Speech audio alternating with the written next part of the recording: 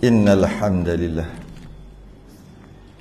nahmaduhu wa nasta'inuhu wa nastahdihi wa nastaghfiruh wa na'udzu billahi min shururi anfusina wa min sayyiati a'malina man yahdihillahu fala mudilla lahu wa man yudlil fala hadiya lahu asyhadu an la ilaha illallah wahdahu la syarika lahu وأشهد أن سيدنا محمدا عبده ورسوله اللهم صل وسلم وبارك على سيدنا محمد الفاتح لما أغلق والخاتم لما سبق ناصر الحق بالحق والهدي إلى صراطك المستقيم صلى الله عليه وعلى آله وأصحابه حق قدره ومقداره العظيم اللهم نور بالكتاب بصري وأطلق بلساني واشرح بصدري واستعمل به جسدي بحولك وقوتك فإنه لا حول ولا قوة إلا بك سبحانك لا علم لنا إلا ما علمتنا إنك أنت العليم الحكيم ولا حول ولا قوة إلا بالله العلي العظيم. Amma ba'du. Kita sambung Hidayatus Sibyan, muka surat 51. Rumi itu 51. Tanbih di penghujung perbicaraan tentang najis ni. Ya, tanbih. Ya, betul, dekat tanbih tu. Di lah maksudnya, di. Qala al-musannif rahimahullahu ta'ala wa nafa'ana wa iyyakum bi'ulumihi fid darain amin ya rabbal alamin. Tanbih, bahawasanya najis itu ada kalanya darah dan umpamanya. Maksud umpamanya ada kalanya darah dan umpamanya. Umpama darah. Apa umpama darah? Umpama darah tu nanah, air bisa, dia umpama darah tu maksudnya. Bahawasanya najis itu ada kalanya darah dan umpamanya, dan ada kalanya barang perkara yang lain daripadanya, lain daripada darah. Jadi maknanya najis tu kadang-kadang darah, najis tu kadang-kadang darah, dan kadang-kadang najis itu bukan darah. Kadang-kadang ianya darah, kadang-kadang bukan darah. Yalah, najis betul lah.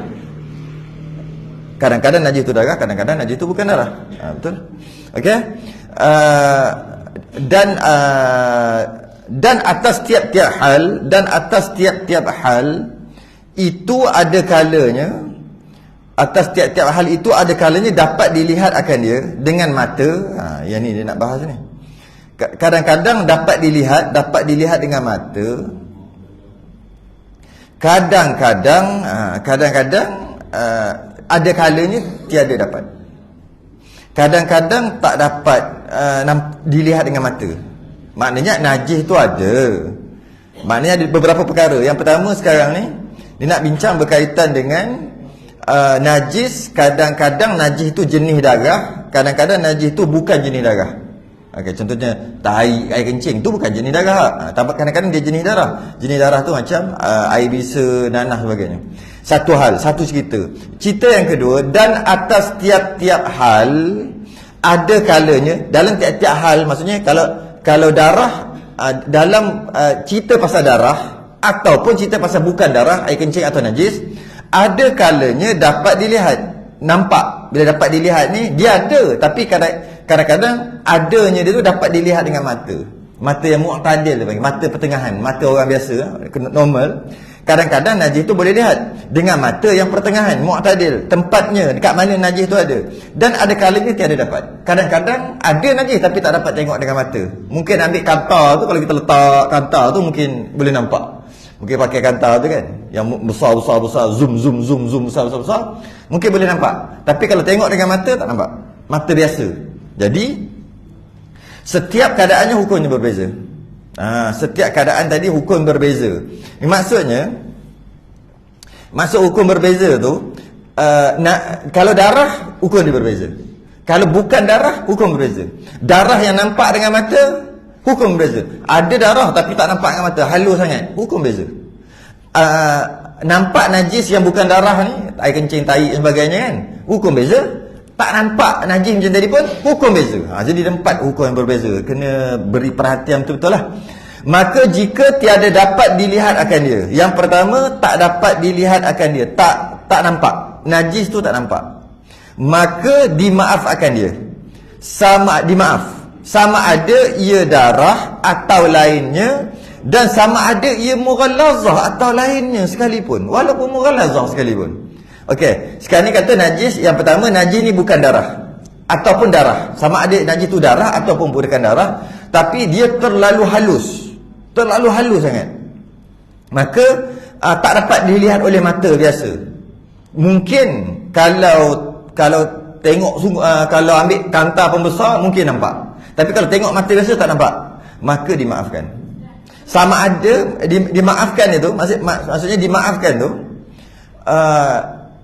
kalau semayang pun sah walaupun ada najis. Sebab apa? Tak nampak dengan mata. Bila tak nampak dengan mata, macam mana nak kata, macam mana kita nak basuh? Basuh kaki tu ada najis tu, mana? Tak nampak. Ambil kantar, teruk gitu, teruk Islam gitu, kena pakai kantar. Kalau ada telefon yang mahal canggih-canggih sikit, tangkap gambar betul, zoom. Takkan sampai macam tu sekali. Tak. Janji nampak dengan sama ada darah tu, sama ada najis tu jenis darah ataupun jenis najis. Tai lembu, tai ayam, kena kat kita, kena, tapi tak nampak. Tak nampak dengan mata, mungkin nampak dengan kantar, maka maaf. Walaupun anjing babi sekalipun. Contoh, kita nak datang masjid, surau, kita tahu dah tempat tu tempat anjing ataupun babi duduk berkubang. Dia tak panggil berkubang, apa, duduk situ lah, duduk situ, selalu nampak. Waktu-waktu kalau hujan sikit kan, memang duduk situ babi tu. Kita lalu naik motor ke naik basikal, tengok, ada tu. Pada satu hari tu, tengok masa tu, waktu tu tak ada hujan lah, tak ada air, jadi babi pun tak ada kat situ lah, anjing pun tak ada kat situ lah. Saya nak bagi contoh mughallazah ni. Lepas tu masa kita lalu tu, entah macam mana termasuk dalam dia punya tempat dia, habis naik debu, naik debu. Soalannya, nampak najis babi? Memang tempat babi, tempat anjing, tak nampak, maka maaf sebab tak nampak dengan mata. Walaupun mughallazah, kalau mughallazah pun dimaaf, jika tak nampak. Kalau tai ayam, lagilah maaf, dia bukan mughallazah. Contoh, nak pergi surau masjid, masuk dulu reban ayam. Reban ayam ni penuh dengan najis. Pijak. Mungkin tak masa pijak tu yang najis kering-kering tu, mungkin tak dia naik ke atas kaki? Mungkin. Nampak? Tak nampak? Maaf. Jadi tak perlu nak semayang basuh kaki, tak perlu. Cuma nak basuh kaki ikutlah. Cuma adakah wajib basuh kaki? Tak wajib. Sebab dia najis yang tak nampak oleh mata yang mu'tadil, tak nampak oleh mata yang pertengahan. Najis tu tak nampak dengan mata pertengahan. Mungkin kalau mata dia Allah bagi kelebihan, nampak mata tu. Nampak hebat mata tu, aku tak nampak, tetap juga dimaaf. Dimaaf sebab apa? Sebab mata orang biasa tak nampak, mata dia seorang yang nampak. Tiba-tiba ada najis dekat kaki yang orang semua tak nampak, dia seorang je nampak sebab mata dia Allah bagi kelebihan, tetap juga dimaaf. Dia bukan masalah nampak atau tidak, dia masalah mata pertengahan. Ataupun dia rabun. Contoh lah, yang tadi dia terlalu nampak, yang ni rabun. Orang lain nampak, dia tak nampak. Tiba-tiba ada najis, orang lain semua nampak, dia tak nampak. Adakah maaf? Tak maaf. Tidak dimaaf bagi dia, walaupun dia tak nampak. Sebab apa? Sebab yang kita nak bincang sekarang ni adalah najis tu, jika orang mata pertengahan tengok tak nampak, maka dia dimaaf. Jika orang yang rabun, dah rabun, tak nampak, sedangkan orang tak rabun nampak, ada dekat kaki dia, maka dia semayang dia tak sah, dia wajib qada nanti. Dia wajib qada. Jadi sama ada ia darah, maka dimaafkan dia, sama ada dia darah atau lainnya. Sebab tu ditulis sebut di atas tu, kalau tengok ni, akan dia dengan mata pertengahan. Tu mata pertengahan tu penting. Mata pertengahan, mata normal, mata orang biasa, bukan terlalu nampak atau bukan terlalu rabun, tidak.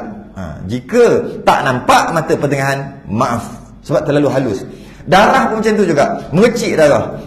Sebelum datang semayang sembelih ayam dulu ke, mercik darah. Nampak mercik, cari tak ada, tak nampak kot mata. Mungkin kalau ambil kantar besar mungkin nampak. Mungkin, tapi tak tahulah, tapi tak nampak. Tapi nampak macam bercik. Macam kena kaki, tengok kaki tak ada. Maka dimaaf, sembahyang tanpa basuh. Tak wajib basuh. Bukan kata tak boleh basuh. Nak basuh lah. Cuma adakah wajib? Tak wajib. Kalau nampak darah setitik, oh itu wajib basuh. Nampak darah ada kat baju ni, kena ni mercik, itu wajib basuh. Itu wajib. Ini tak nampak, oleh mata yang kebiasaan. Dan jika dapat dilihat akan dia, maka padanya tafsil. Macam ni pula. Jika dapat lihat darah tadi, bukan, jika dapat dilihat, yang tadi tak dapat dilihat. Jika najis itu tidak dapat dilihat oleh mata pertengahan, sama ada dia darah atau dia bukan darah, walaupun mughallazah sekalipun, tetap dimaaf sebab tak nampak oleh mata pertengahan. Kalau nampak tafsil. Tafsil ni ada perincian. Tengok ada tiga perincian. Yang pertama, jika tak nampak, ada tiga. Barang yang tiada dimaaf daripadanya semata-mata. Kalau nampak, tak maaf. Kalau nampak je tak maaf. Yang nampak oleh mata yang pertengahan ni lah, iaitu darah yang mughallazah, yang nampak. Mercik darah mughallazah. Nak darah apa? Darah babi ni contoh kan. Ni nampak, tak maaf. Yang tadi kata darah mughallazah dimaaf tadi, itu kalau tak nampak oleh mata. Ini nampak, maknanya agak besar lah juga. Maka jika nampak, walaupun sikit darah, walaupun sikit, janji nampak, halus je. Kalau tengok, ada halus je. Besar mata pen tu je. Kan mata pen, tapi nampak. Orang mata orang sihat nampak tu. Maka tak maaf sebab nampak. Jika mughallazah. Kalau bukan mughallazah, nanti dulu. Kalau darah ikan, darah ayam, darah lembu, itu bukan mughallazah. Itu nanti dulu. Ini cerita mughallazah. Mughallazah, anjing babi, darah dia nampak je, walaupun kecil, janji nampak, maka tak maaf. Tak nampak, maaf. Satu. Dan darah dirinya yang sengaja ia melumur akan dia pada badannya. Ini pelik ni. Darah dia sendiri pun tak maaf. Tapi darah dia sendiri yang dia sengaja lumur. Contoh dia luka kat sini.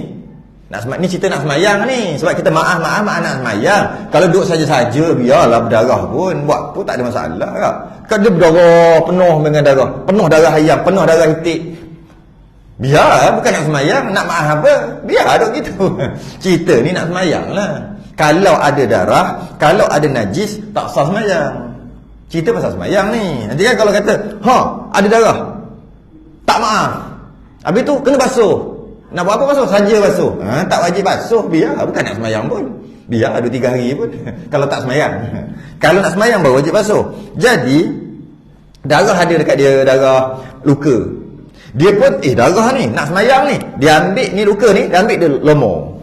Maka dia semayang, tak sah. Sebab dia melumurkan sendiri darah diri je. Kalau dia tidak melumurkan sendiri, tapi darah tu banyak, tu nanti dulu.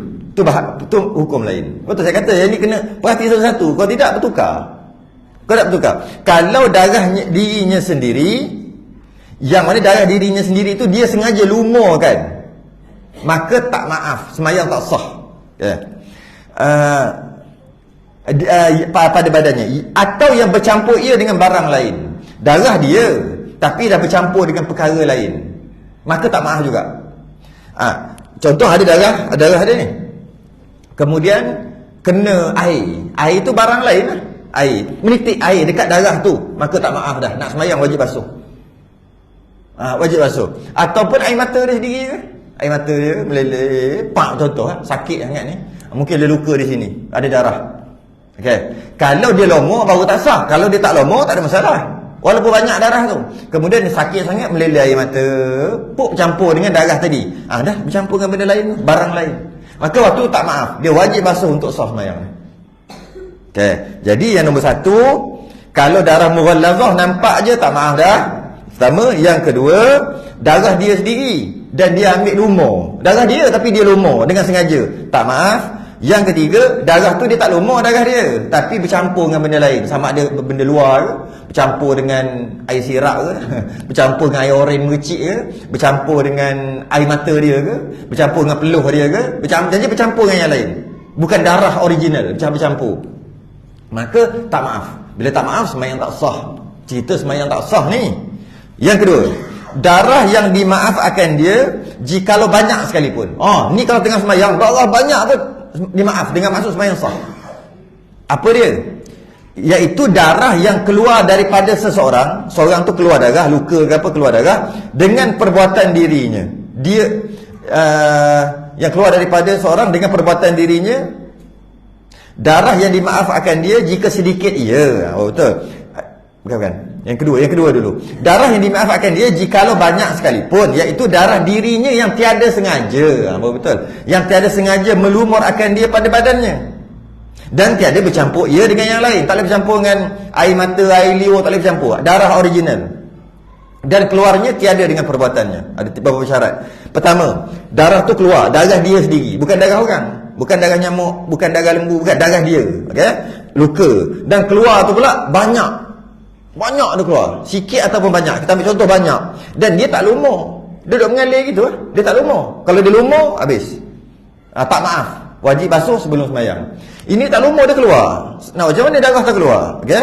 Satu, dan dia tidak sengaja melumurkan dia pada badannya. Dia mengalir sendiri. Tiada bercampur ia dengan yang lain. Tak bercampur dengan air liur dia ke, air mata dia ke, ataupun tak campur dengan air yang air kolah ke, air luar lah. Yang lain tak bercampur dengan yang lain. Dan keluarnya itu tiada dengan perbuatannya. Bukan dia kita orang. Maka banyak mana pun darah, maaf. Sebab tu kalau orang luka, contoh dia luka kat sini, kena tok-tok dengan apa, luka kat sini, contoh lah kan.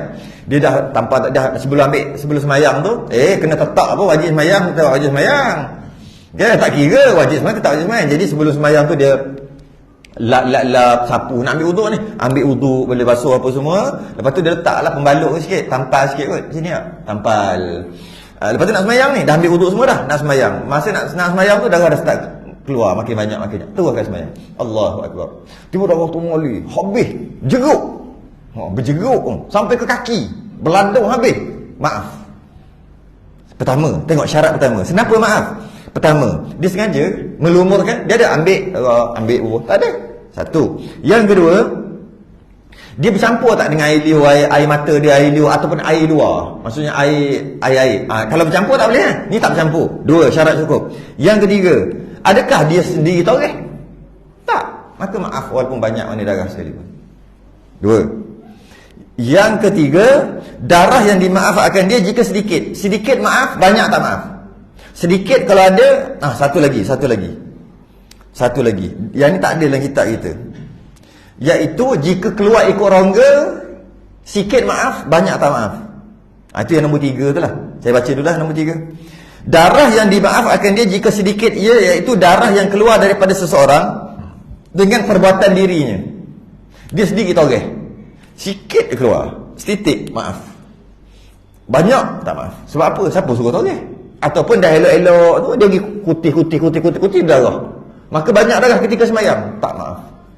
Dengan maksud sembahyang dia batal. Tu bila sebut tak maaf tu maksud sembahyang batal, kena sembahyang balik kena basuh, kena buat balik. Sebab dia sengaja. Satu. Atau darah ajnabi. Ajnabi ni asing. Darah asing yang sunyi ia daripada berlumur. Sunyi tu tidak lah. Orang bahasa dulu, sunyi ia daripada berlumur tu tidak berlumur.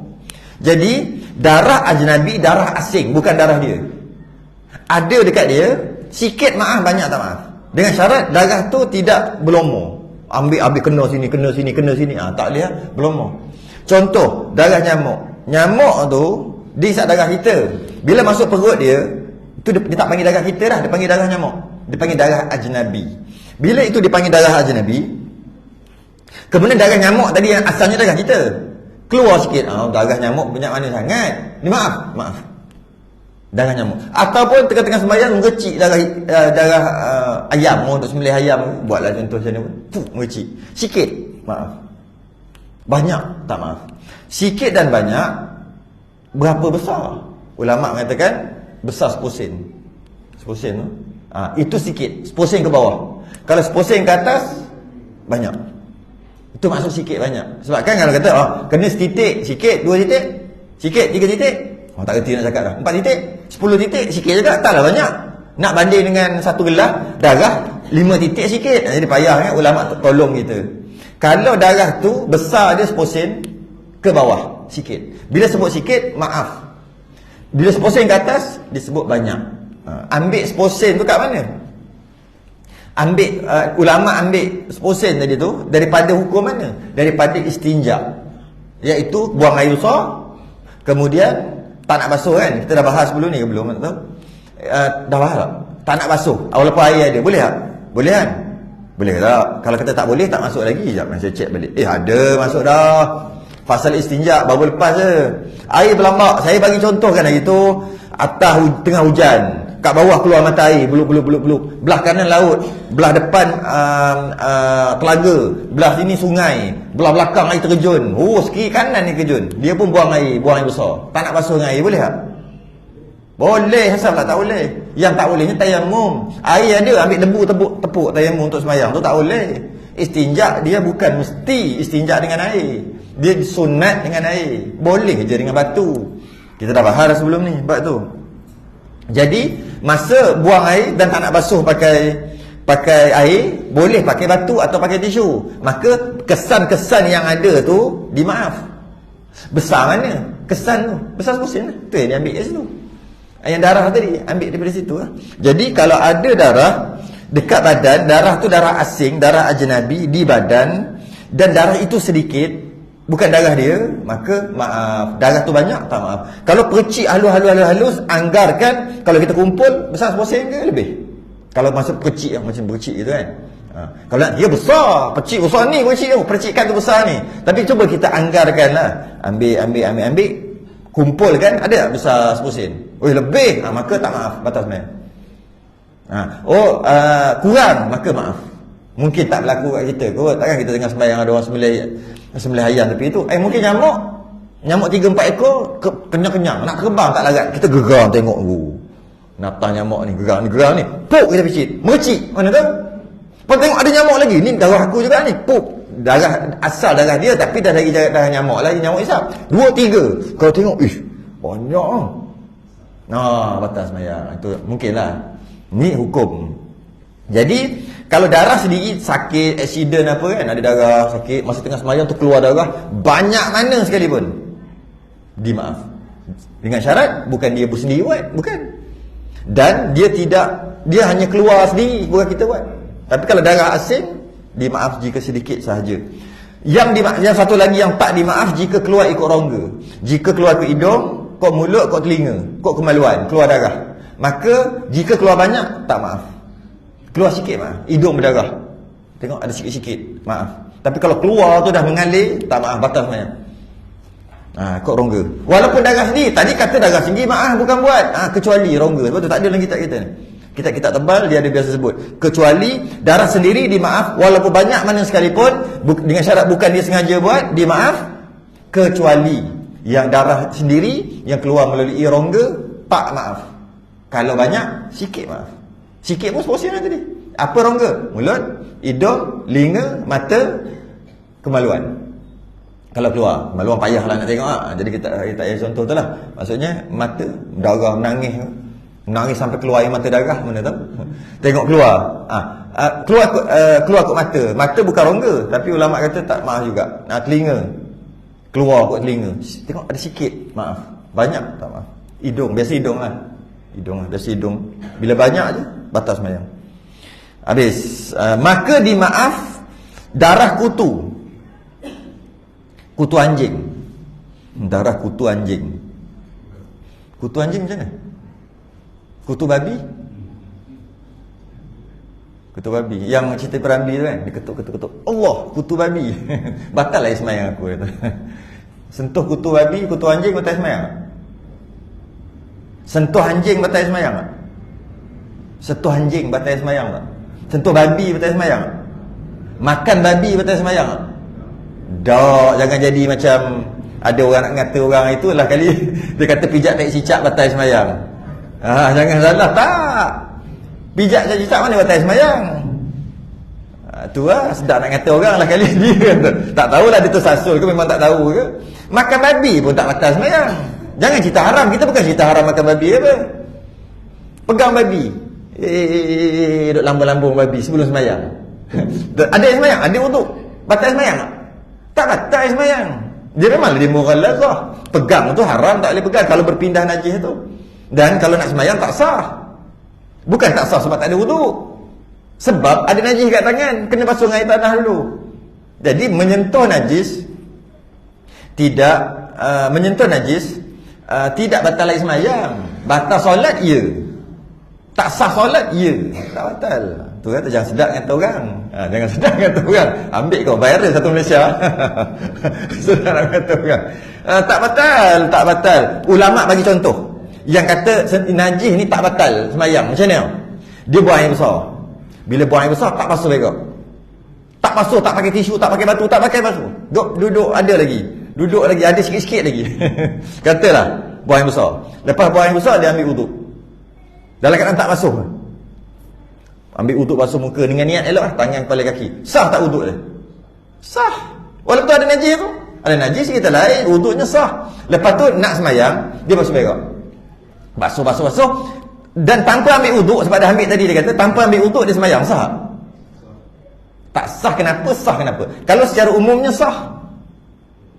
Sebab apa? Kita jangan cerita dia pegang tak pegang tu. Jangan dulu. Dia pakai sarung tangan. Memang betul tak sah kalau pakai tangan kerana menyentuh kemaluan dengan tapak tangan batal wuduk. Habis nak basuh tu, habis basuh pakai siku. Kalau boleh lah. Taklah. Basuh pakai sarung tangan, basuh. Batal wuduk tak? Tak batal. Boleh sembahyang tanpa ambil wuduk sebab dah ambil wuduk awal-awal. Boleh. Jadi janganlah tu kata. Tu peringatan tu. Kadang-kadang sedap kita nak kata orang, kita nak rap orang, kita nak ni sedap ni. Aku dah mengaji dah siap kan. Sedap nak kata orang. Sekali mudah-mudahan dia cakap tu tersasul lah. Kalau dia faham gitu, jang tu fardhu ain tu. Tu darjah 3 dah belajar. Tak tahu tu jang. Jadi darah kutu anjing ke kutu babi ke? Bukan babi tu, kutu dia. Kalau kutu yang berada di anjing kemudian kena pula kita, itu masalah mughallazah. Ini bukan tu, kutu dia. Kadang-kadang kutu anjing tak duduk kat anjing. Dan biasanya dia ada kat anjing. Tiba-tiba dia tengok, ni kutu anjing ni. Tersentuh. Adakah kalau tengah boleh tak sembahyang? Boleh. Sebab itu bukan anjing, itu kutu anjing, kutu babi. Yang tak bolehnya anjing babi tu bila sentuh berpindah, maka yang tu kena basuh dulu baru sembahyang. Kena faham satu-satu. Kena kutu anjing. Dan yang mana kutu anjing tu ada darah dalam perut dia. Tak tahulah, mungkin darah anjing, mungkin bukan darah anjing. Sebab kutu anjing ada dia duduk dekat kucing ke apa ke, ada je. Cuma biasanya kat anjing orang panggil kutu anjing. Itulah. Jadi bila ada tu boleh google lah nak tahu kutu anjing macam mana. Kita tak main dengan anjing tak. Jadi bila ada kutu anjing tu, dan kita bukan nak cerita kutu. Kutu tu memang suci. Nak cerita darah dalam perut dia. Kita penyek ke gitu, ataupun macam mana ke, dia mati terkeluar darah dia. Kutu anjing besar mana sangat, darah perut dia kecil je. Maaf lah. Tapi orang bila dengar anjing tu dia risau dekat anjing. Jangan. Kita jangan fikir anjing tu, kita fikir kat kutu tu. Kutu anjing. Dan sedikit nanah. Sedikit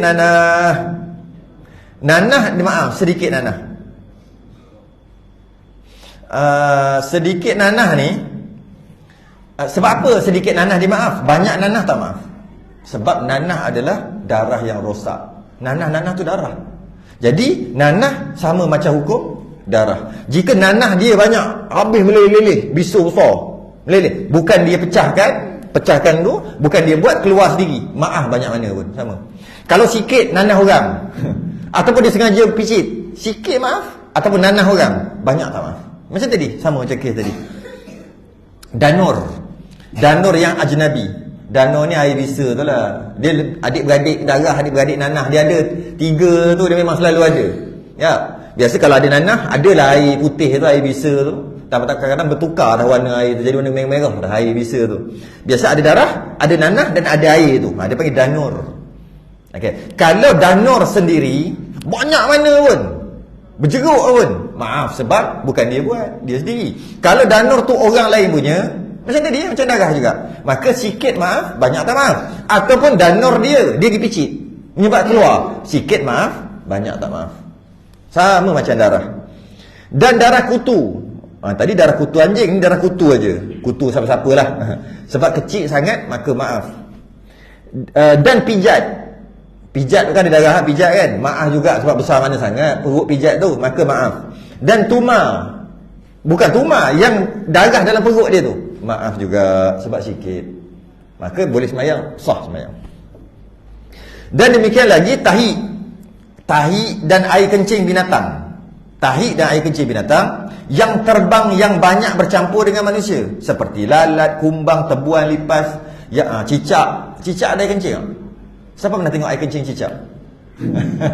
Dia kencing tu silap-silap kena kat kita. Cuma terlalu sedikit, baru nak sampai dah hilang. Air kena kot, halus je. Habis takkan tak kencing kot cicak. Dia berak, takkan tak kencing. Ada, tapi terlalu sedikit. Dan mungkin kena. Tapi maaf, macam tu juga lipas kencing tak? Mestilah kencing. Macam mana kencing tak tahulah, tak pernah jumpa pun. Tahi dia pernah jumpa, air kencing tak pernah jumpa. Sebenarnya ada. Jika ada, kita sentuh dengan kita sikit-sikit, mana kita tahu, tak nampak sebab dia terlalu halus. Maka maaf. Macam tu juga kumbang. Kumbang kencing tak? Mestilah kencing, tapi tak pernah tengok pun air kencing kumbang. Sebab terlalu sedikit. Mungkin kena atas dahi kita, mungkin ada kena masa dia terbang-terbang. Maaf. Lalat pun kencing, sama juga. Semua maaf kerana terlalu sedikit. Okey, habis dapat najis. Tanbih, bermula tiap-tiap najis yang jadilah dia umum balwa. Umum balwa ni apa? Banyak istilah ini. Umum balwa ni keadaan macam ni tau.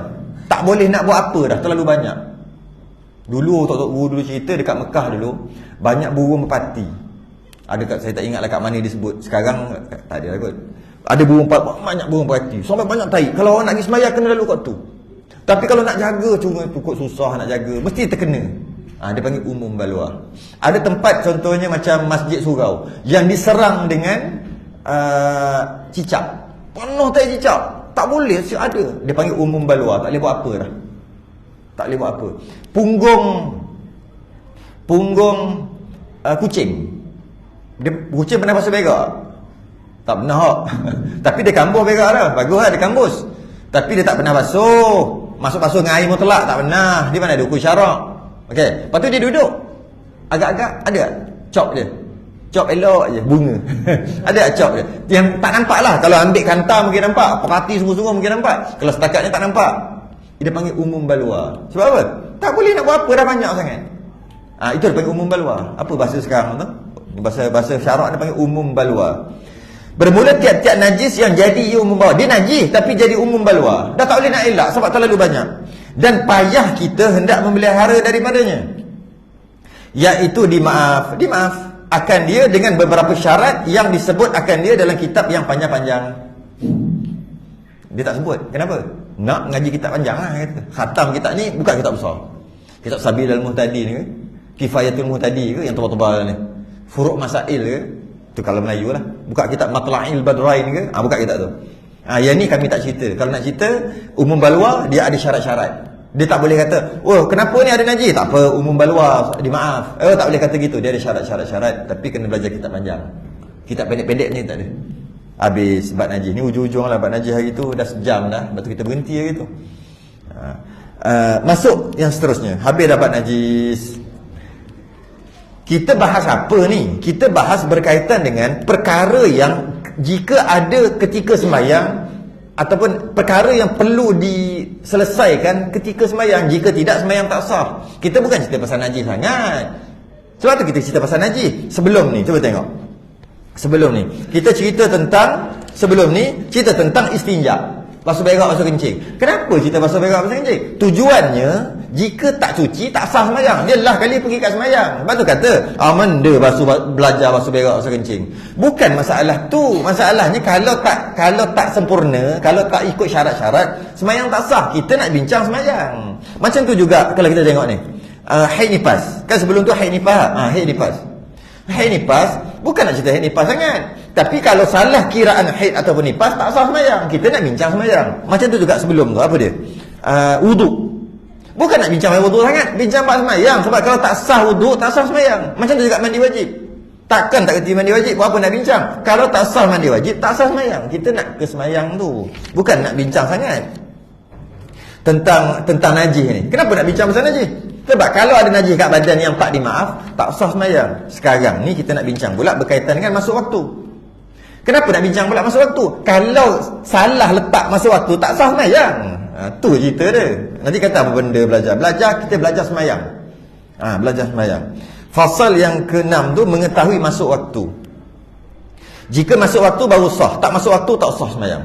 Bermula mengetahui masuk waktu itu 3 martabat. Macam mana kita boleh tahu masuk waktu? Macam mana boleh tahu? 3 martabat, 3 cara. Yang pertama, mengetahui ia akan masuk waktu. Mengetahui ia akan masuk waktu itu dengan sendirinya. Maksudnya dia sendiri tahu macam mana ataupun waktu bila masuk waktu. Dia tahu. Kalau kira dia tahu. Guna pakai satu alat namanya rubu' mujayyab. Siapa pernah dengar? Rubu' mujayyab. Rubu' tu 1/4. Rubu' 1/4. Mujayyab tu alat dia tu. Tak pernah tengok? Kalau tak nak tengok, saya pun pernah belajar dulu kat pondok tu. Pernah belajar tahun akhir tu. Tapi sampai ke sudah tak faham. Rubu', siapa yang ada telefon boleh google lah tengok rubu' mujayyab. Dia macam mana? Dia bulat macam tu, dia bagi 4. 1/4 kan? Bagi 4, ambil satu je. Jadi dia macam tu lah. Macam ni. Macam pizza. Macam tu. Lepas tu nombor ada tali satu. Kiraan tu lah pakai sinus, cosinus yang ada. Ke tak pernah dengar apa tu? Kan?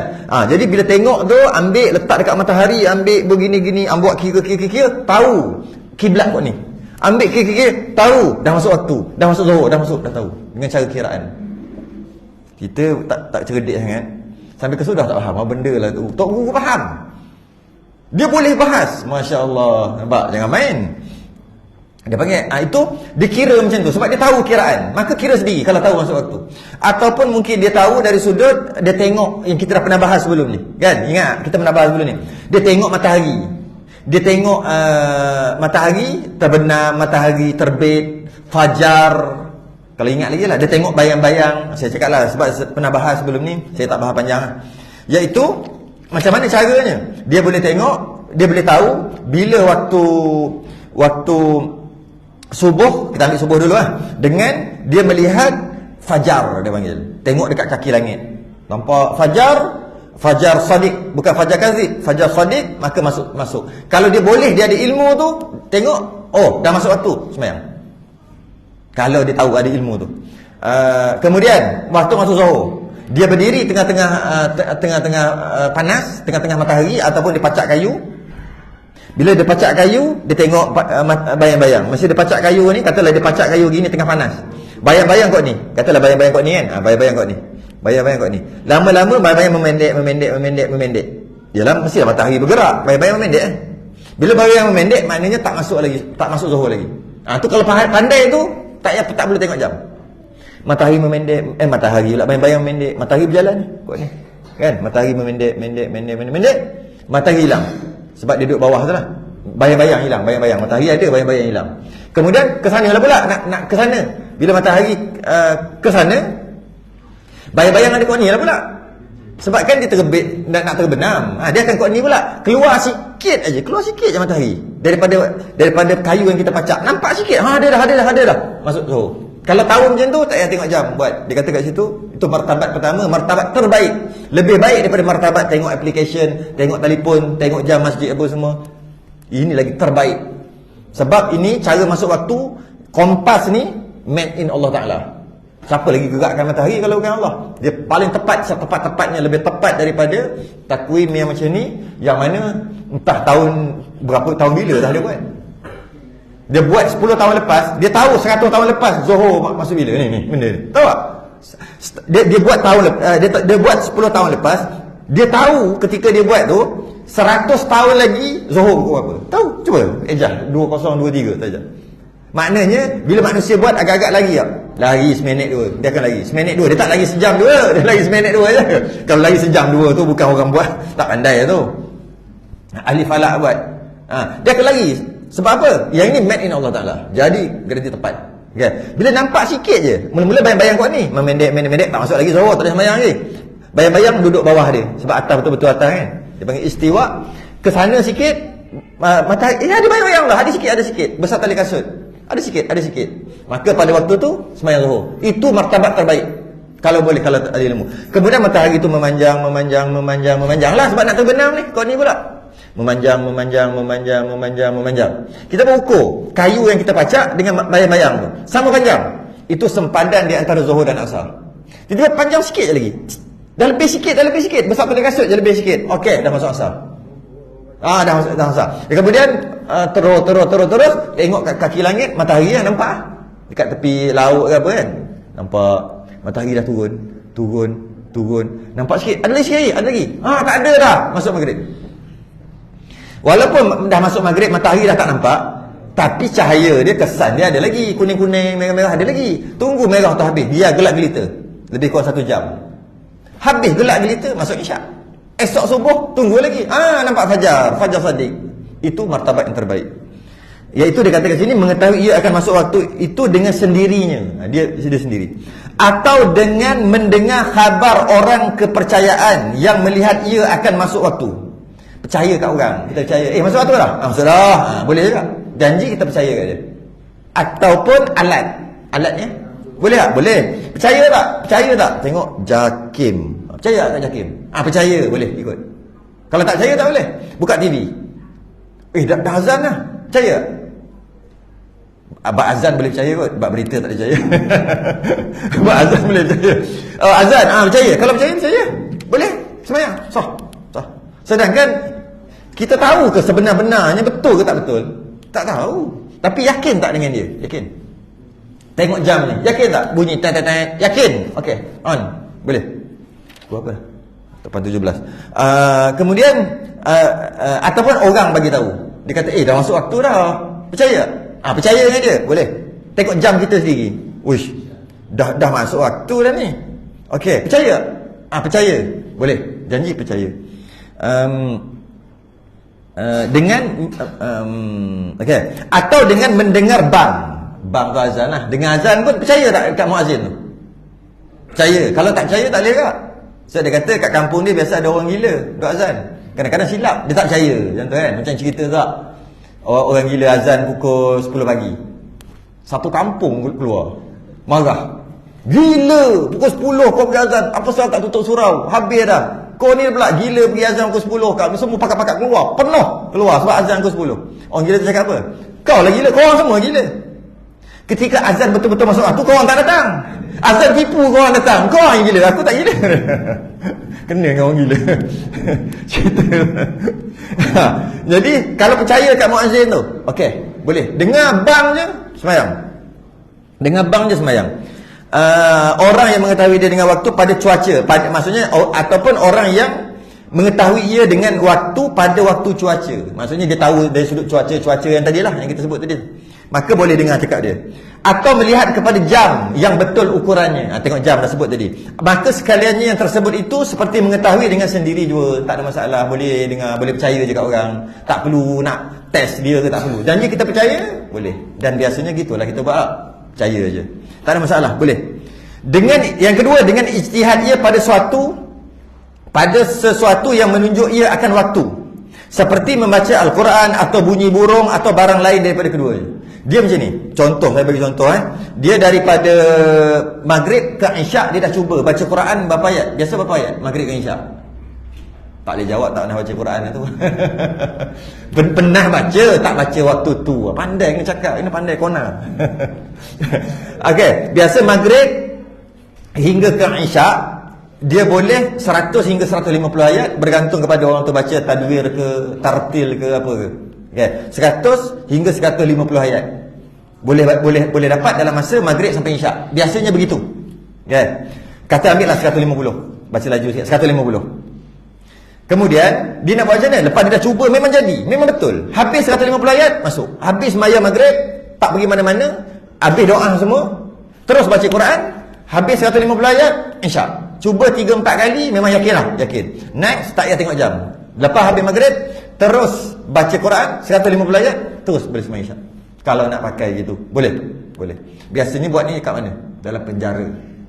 Kat kita tengok jam kat kita ni dalam penjara. Sebab takkan nak tanya cikgu dia tu, Cikgu, dah masuk belum? Amboi, dah masuk penjara baru nak jadi baik.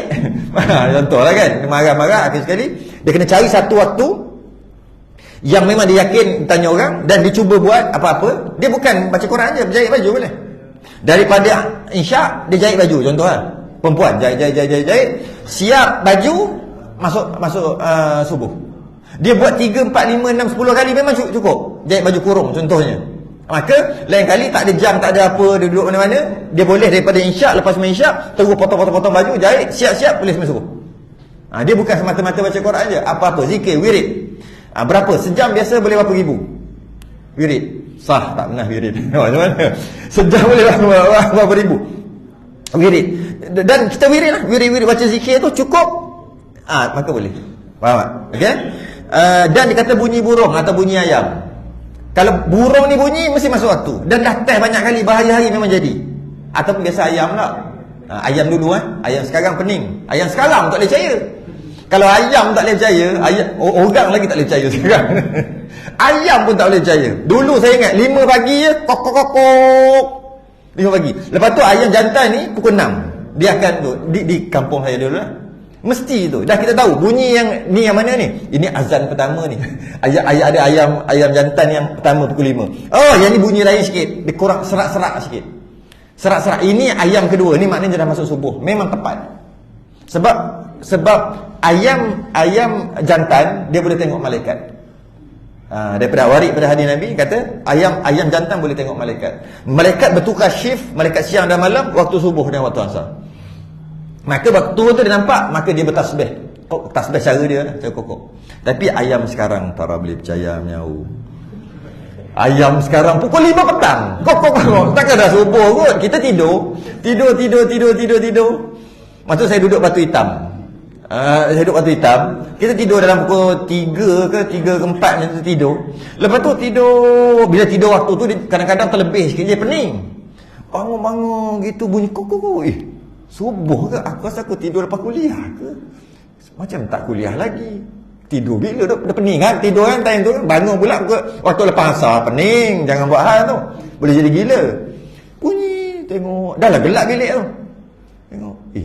Rasanya belum maghrib lagi ni. Tengok-tengok. Ayam bohong. Ayam Batu Hitam. Ayam rupanya bila kita perhati kan, rupanya ya. Ayam tu memang bohong. Buka mulut bohong ayam lah. Sekarang ni orang buka mulut bohong. Okey. Yang ketiga, dengan taklid yang mujtahid, iaitu pada ketika lemah ia daripada barang yang tersebut pada martabat yang pertama dan pada barang yang martabat yang kedua, maka taklid pada mujtahid. Contoh mujtahid ni orang yang pandai lah. Kita taklid dia, kita percaya je cakap dia kata aku dah buat kiraan dah, aku dah tengok dah matahari, aku dah tengok dah semua, maka ikut aja, boleh. Bersalahan ijtihad, iaitu jika kuasa ia atas mengetahui masuk waktu dengan barang yang pada martabat pertama, maka iaitu harus ijtihad. Jika dia mampu untuk mengetahui masuk waktu dengan sendiri, maka diharuskan dia tahu nak tunggu tengok matahari, dia tahu, tengok bayang dia tahu, maka diharuskan dia untuk ijtihad sendiri, pakai keyakinan dia sendiri, tengok sendiri walaupun tak sama dengan orang lain, sebab dia ada ilmu tu, dia dibenarkan. Tapi dan jika tiada mampu, tak reti nak tengok matahari, tak reti nak tengok bayang, tak reti, semua tak reti, maka wajib ijtihad. Kita ni wajib ke? Harus ijtihad. Ijtihad tu maksud dengan akal kita sendirilah, dengan kita sendiri, kebolehan kita sendiri menentukan masuk waktu. Kita ni wajib ke harus? Wajib kita. Bagi orang yang tahu, dia harus untuk ijtihad. Dia boleh untuk ikut orang, sedangkan dia boleh, dia reti, tapi dia boleh untuk ikut orang, dan dia boleh untuk ikut dirinya sendiri, sebab dia ada ilmu. Tapi bagi orang yang tak tahu, wajib ijtihad. Maknanya dah lah tak tahu masuk waktu, macam mana? Tak nak ikut orang pula tu. Antara masuk ikut orang yang tadi lah, radio, TV, application dalam telefon, jam ni, yang mana kita percaya tu lah. Yang kalender yang ada sebulan, yang ada setahun tu, yang ada tu, tak kisahlah. Cuma wajib ijtihad. Tak boleh kita mereka-reka dah masuk kot, tak boleh. Wajib. Wajib. Inilah pada hak orang yang melihat. Ini dia kata bagi orang yang celik macam kita semua. Adapun orang buta, orang yang tak melihat, maka harus baginya taklid yang mujtahid jika kuasa atas ia ijtihad sekalipun. Bagi yang buta mesti ada kena taklid. Tapi macam mana? Harus baginya taklid bagi orang yang mustahid jika kuasa ia atas ijtihad sekalipun. Maka jika bila buta kena ikut orang lah, senang cerita. Sebab mengetahui masuk waktu tak ada cara lain selain daripada mata, kan? Mata, tengok mata. Tapi orang buta dia boleh macam baca Quran tadi, kan? Jahit baju ke, ataupun zikir ke, ataupun apa-apa yang dia buat, dia boleh juga ijtihad sendiri. Boleh. Tapi kalau orang buta, dia kata kat sini, nak buat sendiri pun boleh, nak dia sendiri pun boleh, nak ikut orang pun boleh. Maka jika sembahyang ia padahal tiada mengetahui ia akan masuk waktu, dia sembahyang dah masuk ke belum? Tak tahu dah masuk ke belum. Masuk dah kot. Tak kot. Dia main sembahyang aja. Sedangkan dia tak tahu masuk waktu atau tidak.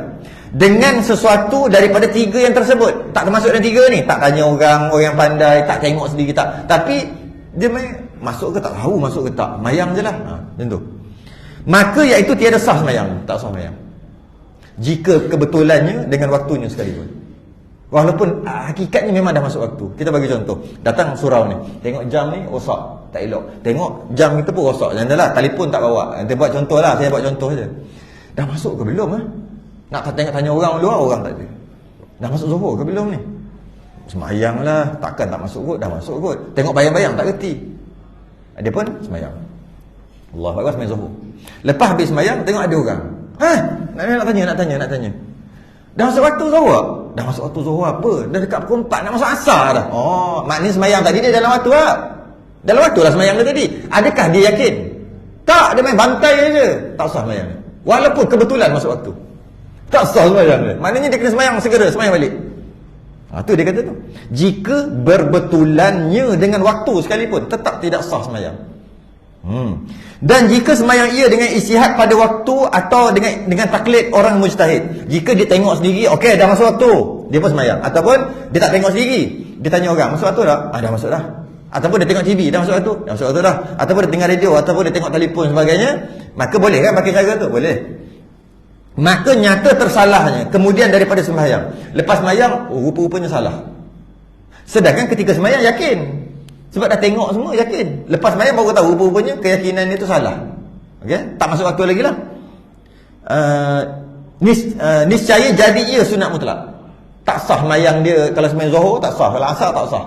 Tapi jadi bertukar solat tadi jadi pada solat sunat mutlak. Maknanya dia masih berhutang sembahyang lagi lah.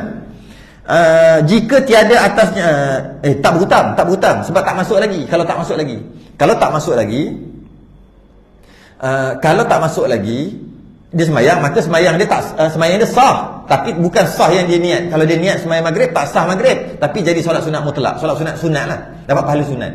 Dan dia tak perlulah sembahyang maghrib, sebab mana masuk maghrib lagi, tunggu masuk waktu lah.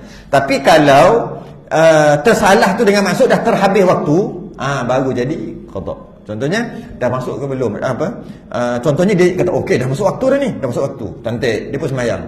Lepas sembahyang baru dia tahu rupa-rupanya dah habis waktu. Dia tahu macam okey, dia tengok jam ke apa ke, anak dia main jam pusing. Dia pun tengok, dah masuk zuhur dah. Yakin. Dia pun sembahyang. Lepas sembahyang baru tahu rupanya dah pukul 5.30. Maknanya zuhur tadi tu bukan tak masuk lagi, dah terlebih dah. Dah habis waktu. Maka sembahyang zuhur dia automatik jadi qada. Tapi kalau tak masuk lagi, sembahyang zuhur pukul 10 pagi, anak main jam, tak masuk lagi, dia tak jadi sembahyang zuhur qada, dia tak jadi. Dia cuma jadi sembahyang sunat mutlak. Okey? Jika tiada atasnya daripada luput daripada jenis itu sembahyang, dan jika ada ia jatuh ia daripadanya, maka nyata tersalahnya kemudian daripada sembahyangnya, niscaya jadi ia sunat mutlak. Jika tiada atasnya daripada luput daripada jenis itu sembahyang, dan jika ada ia jatuh ia daripadanya. Oh gitu. Susah nak faham ni. Macam mana? Jika dia ada qada dulu, maka jadi qada. Kalau tak ada qada dulu, baru jadi solat sunat mutlak. Solat yang dia tersalah tadi tu, tersalah. Bukannya batal keseluruhan, taklah batal.